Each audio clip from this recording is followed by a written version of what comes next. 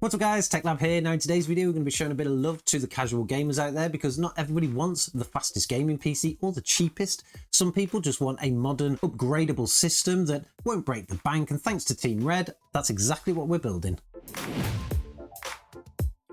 Now when it comes to building a gaming PC for the casual gamer, you don't really need to spend huge amounts of money because you don't need the highest performing parts. You can get away with a very simple build just like this one today, which doesn't even take that many components, but the star of the show today is of course this. This is the AMD Ryzen 5 8600G. It is an APU on the AM5 platform.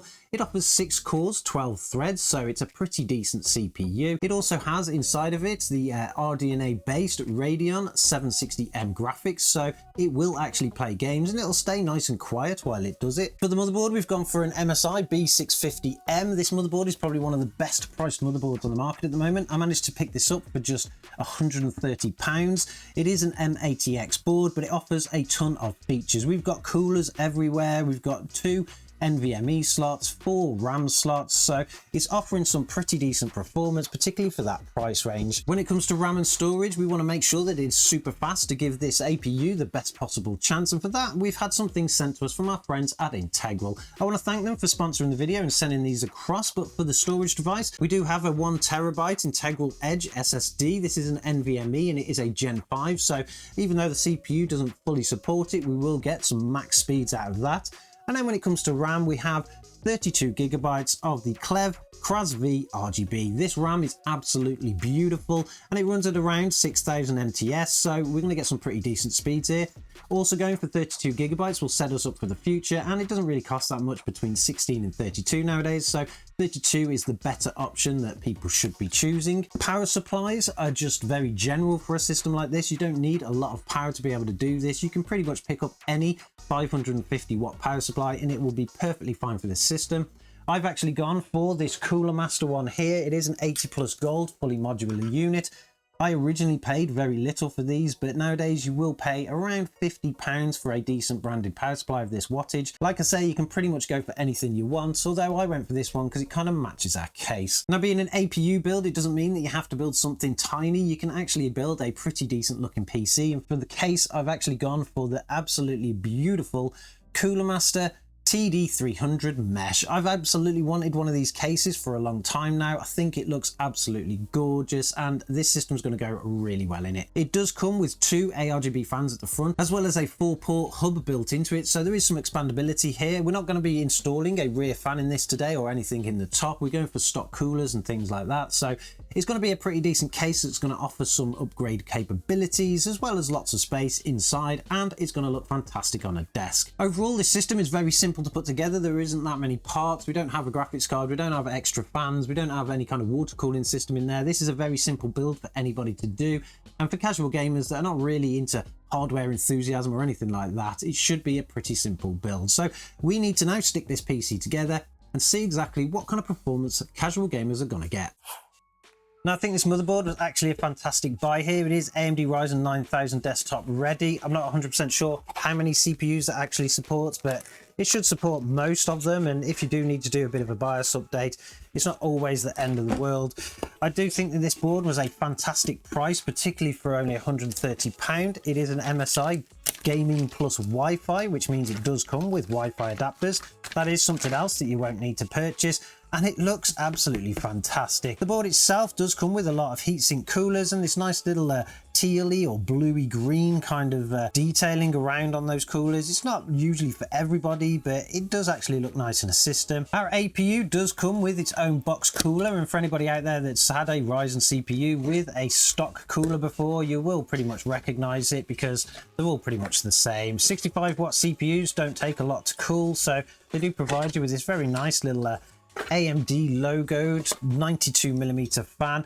They're not the quietest things out there, and they do slightly different models, but these ones come with this one, which is the stealth model. It means that it has a nice little shallow kind of heatsink here, and overall it will fit nice SFX machines, so that's a pretty decent thing. It will come with some thermal paste on it. Obviously we don't have any on ours because we've used this before, but if you do buy it new, the thermal paste will come on the back of it. Don't touch it, you will want to keep that there. Installing an AM5 CPU is pretty simple. All we need to do is push on that lever there and flip it back, open the lid here, take our CPU out of its little clamshell and slowly and gently drop it in. We do not want to bend any pins in. We want to make sure that CPU is nicely aligned to the little pegs. Drop the little cover down again, flip the arm back down, and as we put some pressure on, the little plastic thing will pop off. That is the CPU installed. Very simple process and really easy to do. Because our cooler comes with these little screw down pegs instead of the hooks, we do need to remove them off of the motherboard here and here.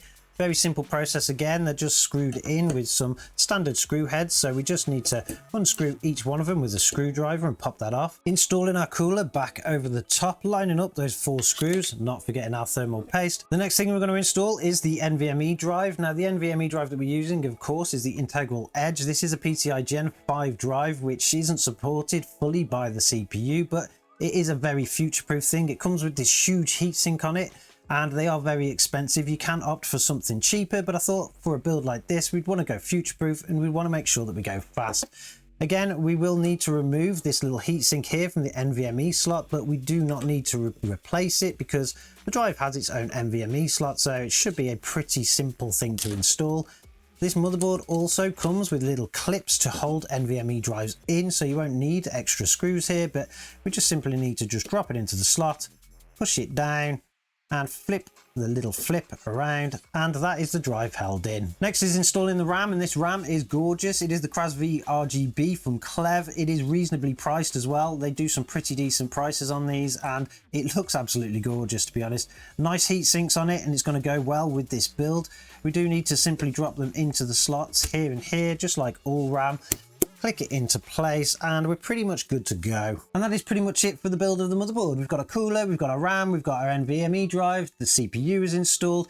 It is a very compact little build like this, and it looks very nice, and it's going to go in the system beautifully fine. We also have the integrated IO shield here, so we don't need any extras there, but this board will pretty much give you a nice upgrade path. We can add extra DDR5 RAM, we can add an extra NVMe slot, and of course, if we were to remove this little sticker across the front here, we could also install a graphics card in the future if we want a little bit more power. But overall, the motherboard looks beautiful, so now it's time to get it into the case and get it hooked up with the power supply. Now, before we install the motherboard and the power supply into the case, I thought I'd go through some of the features and the reasons why I chose this case. It is the Cooler Master TD300 mesh, so it is absolutely gorgeous, and I thought casual gamers can still have a very nice looking PC.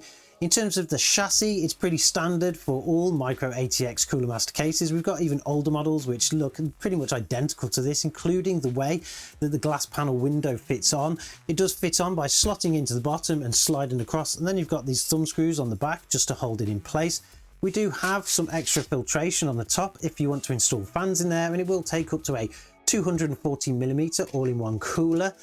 The front does look absolutely gorgeous with this kind of serrated mesh paneling here with the Cooler Master logo in the front. I do love the way that this looks. It's very modern, it's very kind of futuristic looking, and then on the front we have all of the things that we need. We've got a reset switch here, a headphone jack, a microphone jack, a power switch which is in the shape of the Cooler Master logo, and then 2 USB 3 ports. The only thing missing from this really is the USB-C if you did want that, but of course you can use the one on the back. An extra feature in this is of course the 2 ARGB fans in the front here, which do hook up into this extra port or hub on the back.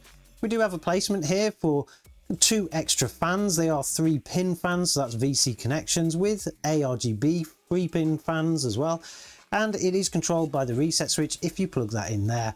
This is a very nice added bonus, particularly in the fact that it does screw down to the case, because it does mean if you want to expand the cooling on this later on, it's going to work perfectly fine. But now let's get all of the rest of the parts fitted. With the minimal amount of cables installed on our modular power supply, all we need to do is drop it into the bottom of the case. It is installed through the back like this.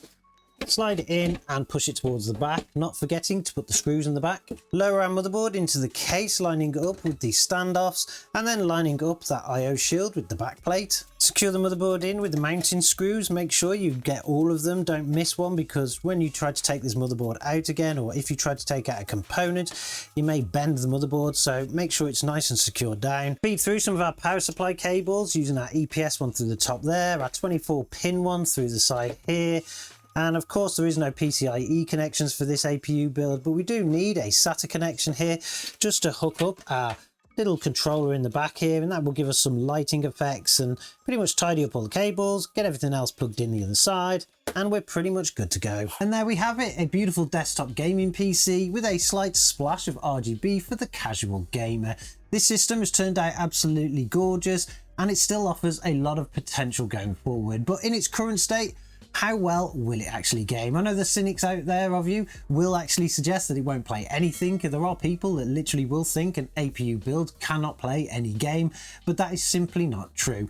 I'm not going to lie to you though, when it does come to those modern AAA titles, this system will struggle a little bit. To get some of the latest AAA titles running, you will have to lower a lot of settings as well as add on a lot of tools. In games like Horizon Forbidden West, you will need to run the system at 1080p, and pretty much every game would be 1080p or less on this system, but running that game with a medium preset while enabling FSR3 with a quality setting and enabling frame generation, you will get an average of 55 frames per second with a 1% low of 44. That's actually pretty decent for a game that's complex, but the game is very demanding and it doesn't give you the best experience. There are odd occasions where you will get some graphical glitches, and I put that down to the FSR quality more than anything. You see similar results in games like Cyberpunk 2077, running the game in 1080p with a medium preset again while enabling FSR3 with a quality setting and frame generation. You will get an average of around 58 frames per second with a 1% low of 45. The results here for both of these games are not the best, but there are a lot of people out there, particularly casual gamers, who will actually play them and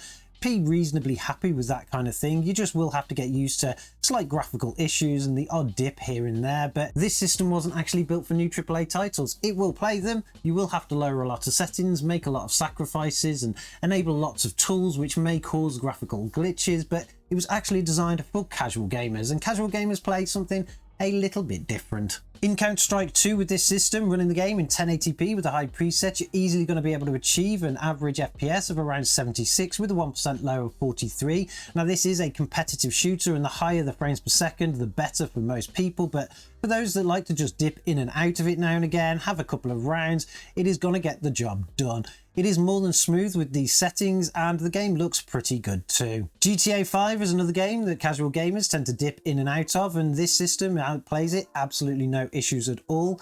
Running the game in 1080p with a high preset, it not only looks great compared to its age, you will also achieve an average of 85 frames per second with a 1% low of 66. That is clearly a 60 FPS experience throughout this game, and a lot of people will actually buy a system or want a system just like this to be able to play it. For those of you that like the Halo series, playing Halo 4 on the system again is not an issue. Running the game in 1080p but with an enhanced setting this time, you will be able to get an average of 111 frames per second with a 1% low of 70.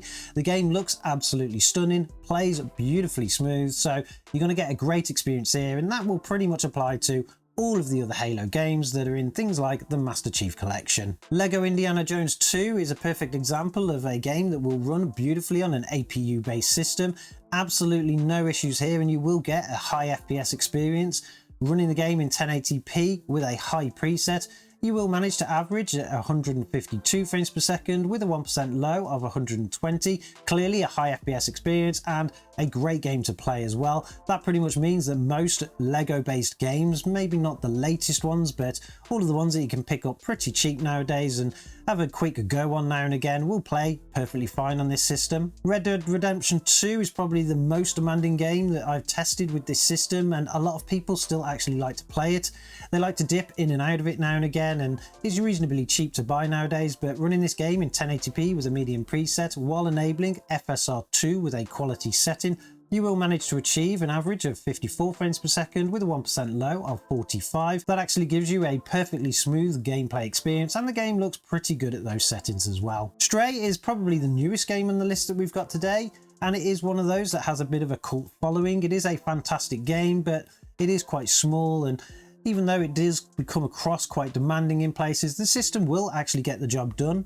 Running the game in 1080p with a low preset, you'll get an average of around 54 frames per second with a 1% low of 38. You would think the low 1% low here would actually cause an issue, but the game is actually quite slow paced, and even in a low setting it looks fantastic, so you can definitely get away with playing Stray on this, particularly for a casual gamer. The last game that we tested was Portal 2. Now Portal 2 is not the most demanding game in the world. It is on the Source engines and they tend to run beautifully fine, and there is no difference here with this system as well.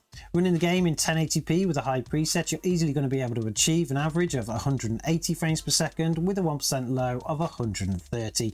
Again, this game is a fantastic game to play, and for a system like this, you're going to be able to get a pretty decent high FPS experience. Now overall, I think this system is absolutely fantastic, and unfortunately it is where casual gamers, or at least budget gamers, tend to be restricted nowadays due to the price of components. This system will cost you between £500 and £600 to actually build. It depends on the type of RAM that you go for, the type of SSD. We did use a very expensive NVMe drive on this one, but you don't need to. You can actually get away with a much more budget offering and something even bigger than this too. For the price of one of these, you could get something like a 2TB drive, and then you won't have to worry about games at all, particularly when this system's designed for the smaller type of games. But overall, it does also offer some fantastic upgradability.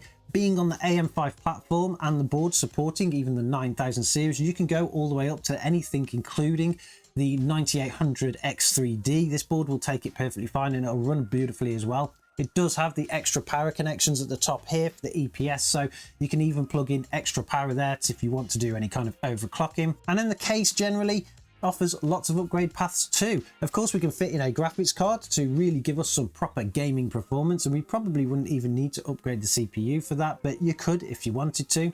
You can add all-in-one cooler at the top or in the front there, so you can really improve the cooling of the CPU. We can add an extra fan at the back, we can add extra fans at the front. So overall, I think this is a pretty decent modern system that is wholly upgradable. You'll be able to get some pretty decent upgrades on this, but for now, you'll be able to get away with playing all those casual games and having some great fun too. Let me know in the comments below what you think of this system. Do you currently use an APU based system? Are you a budget gamer or a casual gamer that could easily get away with something like this? Don't forget to subscribe to the channel. We've got loads of builds going forward, and I'm sure as always, catch you guys in the next one.